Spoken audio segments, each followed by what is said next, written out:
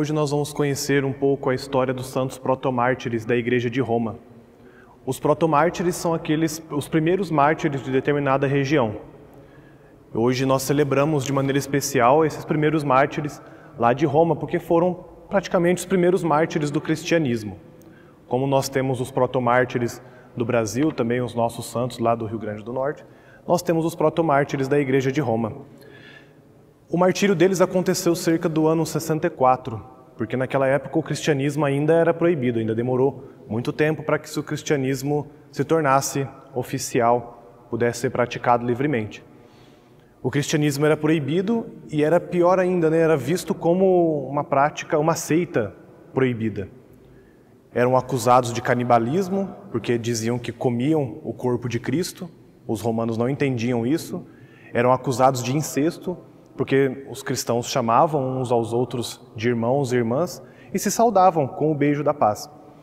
E isso os romanos não entendiam, atormentavam eles. E também as práticas de caridade, a bondade dos cristãos, atormentava a cabeça do imperador, que era Nero na época. Isso tudo atrapalhava muito o seu império. Ele estava percebendo que de uma hora para outra ia perder espaço para os cristãos. Com isso, Nero ateia fogo em Roma e coloca a culpa nos cristãos. Esse evento histórico faz com que os cristãos sejam muito mais odiados ainda lá em Roma.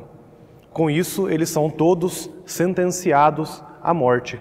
Alguns foram colocados fogo, outros foram levados para o Coliseu para ser mortos pelos leões, nas arenas, outros eram colocados no circo de Nero, eram jogado piche em cima deles, tacado fogo para fazer tocha à noite para a cidade. E entre esses primeiros mártires da Igreja de Roma estão São Pedro e São Paulo. Por isso que nós celebramos o dia dos protomártires da Igreja de Roma logo após o dia a solenidade de São Pedro e São Paulo. Então os protomártires da Igreja nos ensinam justamente esta coragem, a benevolência também, nos ensinam que não precisamos ter medo das coisas do mundo. Não precisamos ter medo dos impérios do mundo. Precisamos simplesmente, somente, apenas adorar o nosso Deus. É Ele que nos salva, é Ele que nos dá vida.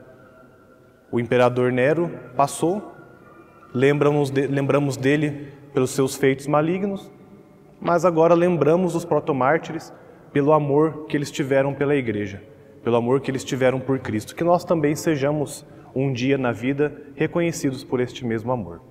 O Senhor esteja convosco, Ele está no meio de nós. Por intercessão dos santos protomártires da Igreja de Roma, abençoe-vos o Deus Todo-Poderoso, Pai, Filho e Espírito Santo. Amém.